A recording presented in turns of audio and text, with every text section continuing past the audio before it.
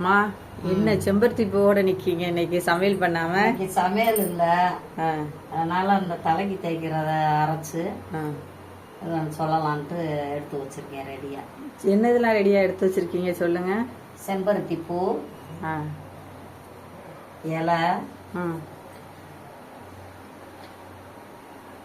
இந்த கத்தாழை, சோத்து கத்தாழைன்னுவாங்க, அந்த ஜெல் எடுத்து போடணும். அப்புறம் அந்த பட்டன் ரோஸ்ல ஒரு ரோஸு, கருவேப்பிலை, மருதாணி, நெல்லிக்காய் பீஸ் 2-3,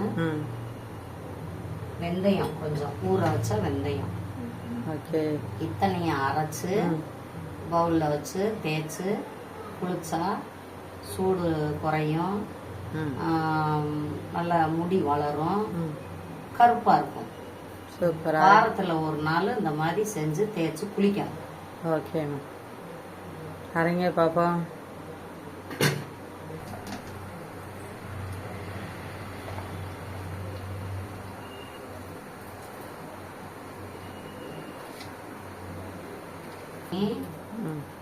ஒரு லெமன் போட்டு அரைச்சு கையில வச்சு இது பண்ணா இந்த செய்வனை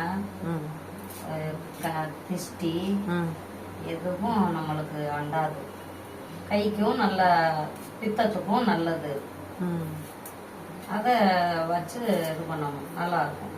அழகும் கொடுக்கும், உடம்புக்கும் குளிர்ச்சி, இந்த திட்டு மரப்பாடு, கண்ணீர், இதுக்கு எல்லாத்துக்குமே அதுவும் நல்லது. அதை அரைச்சு வச்சுக்கிறணும்.